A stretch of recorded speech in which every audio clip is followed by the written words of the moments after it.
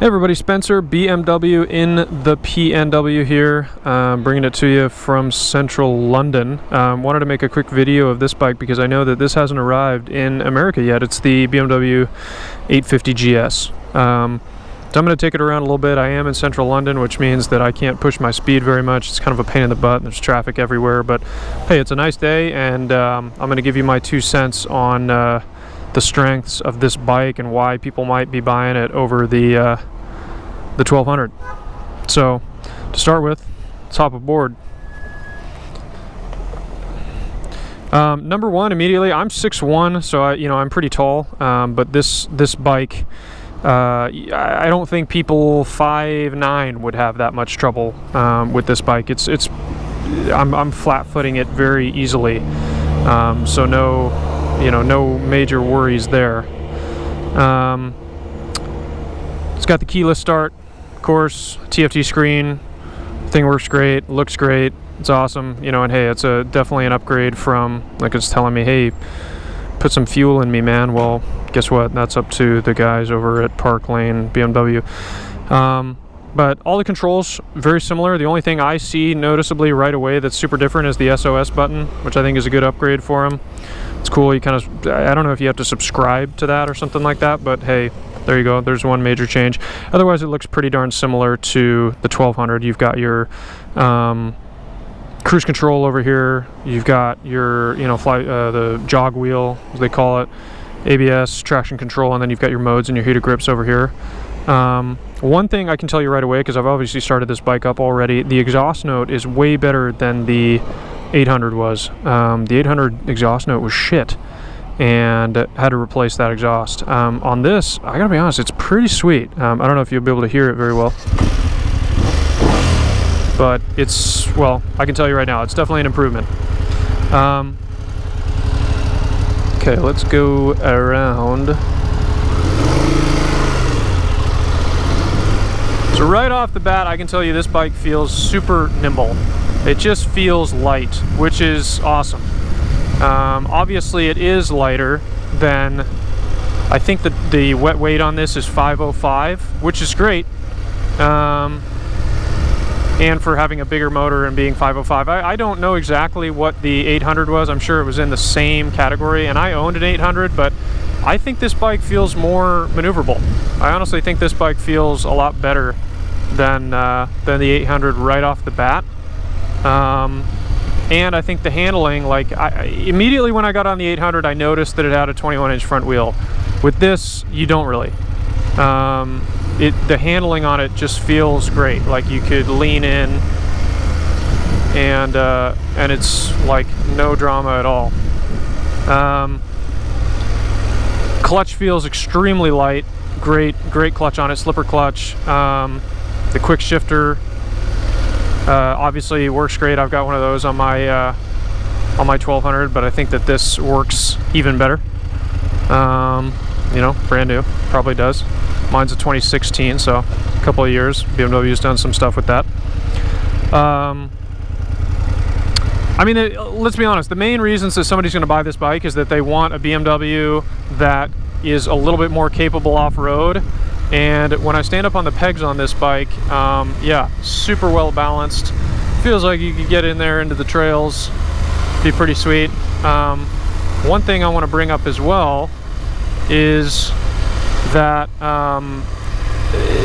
when I had the 800 before and I rode it off-road, I always felt like I needed more out of second gear. Like, I was either in second or third gear, but it was like I wanted 2.5 gear. It just didn't feel like the width of that gearbox really allowed you. Like, I've owned KTMs as well, and KTM just feels like the motors allow you just a little bit more width in the gears, so that if you wanted to go into second gear, or rather third gear, or excuse me, stay in second gear and do pretty much everything there, then you could.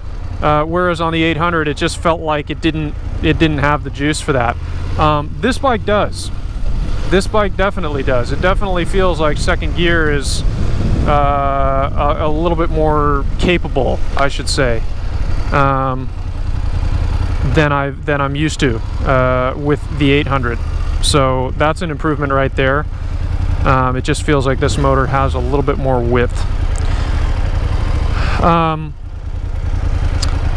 Obviously I'm not able to ride this bike off-road, but I can tell you right now, the turning radius on this and the wheel lock is pretty sweet, and it was good on the 800 as well, but this is, I mean, like, dude, you could maneuver easily on a Forest Service road, and you know, you could lean this bike over. It just doesn't feel very heavy. It doesn't feel like it wears its weight high, even though the tank is now up front, in front of you, than behind. To be honest with you, I never really got that whole putting the tank behind thing. I mean, I get why they did it, to try and put the weight down low, but it's like, I personally, I don't think it was that necessary. I think this, you know, having it up front, no problem. This feels like it wears its weight very low, even though, you know, we're not on a boxer motor here. So I really like that about this thing.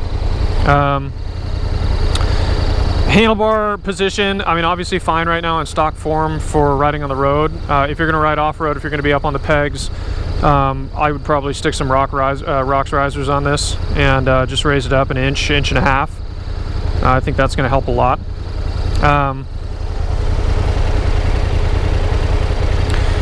What else can I tell you?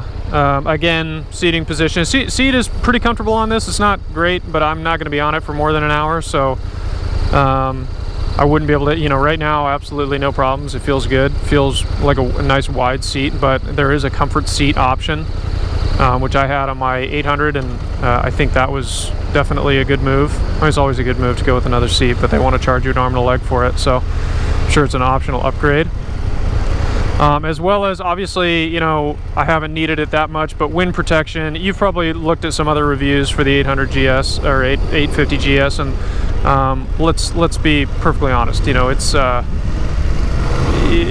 inadequate screen up front. You're getting a lot of wind right on your neck and helmet. It's not really going to be very pleasant if you're riding on the highway. So you gotta upgrade your screen if you're somebody that wants to tour on this bike, which most of us are, because let's face it, if we want to go ride trails on it, we probably got to get on the motorway to get there. So bear that in mind. If I can go around most of these people. Yeah, peppy motor for sure.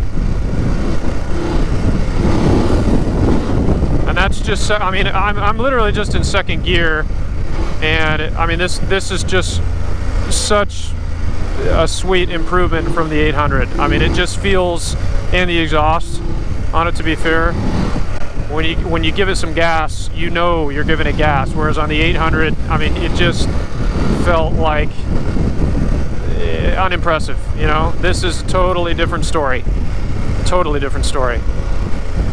Well done, BMW, for making the right improvements, listening to us riders and making those right improvements. Again, maneuvering, handling, awesome. Very easy. The brakes very easy as well. Yeah, overall, I gotta say, I think they're gonna sell a lot of these. I mean, obviously they sold a lot of the 800s, but I think now that they've listened on a few things, yeah. And I can't wait to see what the 850 Adventures like. Probably just give you some more, obviously the more tank range, you know, fuel range, but the big thing for me as well being a little bit more wind protection, because I see that probably being one of the only, you know, fallbacks of this bike if somebody wanted to make it their everyday, you know, touring bike, or be plowing, you know, 250 miles on this thing. But yeah, I'd love to get it up in the forest roads and get the right tires on it. Anyway, everybody, I hope that helps. I hope it gives you a little bit of a inside scoop, and to somebody that's, you know, ridden quite a few different adventure bikes, and I'm no expert by any means, but I am somebody that's pretty, you know, keyed into the latest updates on bikes and that sort of thing. So that's my 2 cents on this. Thing's pretty awesome. Is it worth taking out? Absolutely. Is it worth it over the 1200? I think if you're going to be riding a lot off-road, and that's what you want out of an adventure bike, then absolutely. So there you go. Thanks, everybody, and happy riding.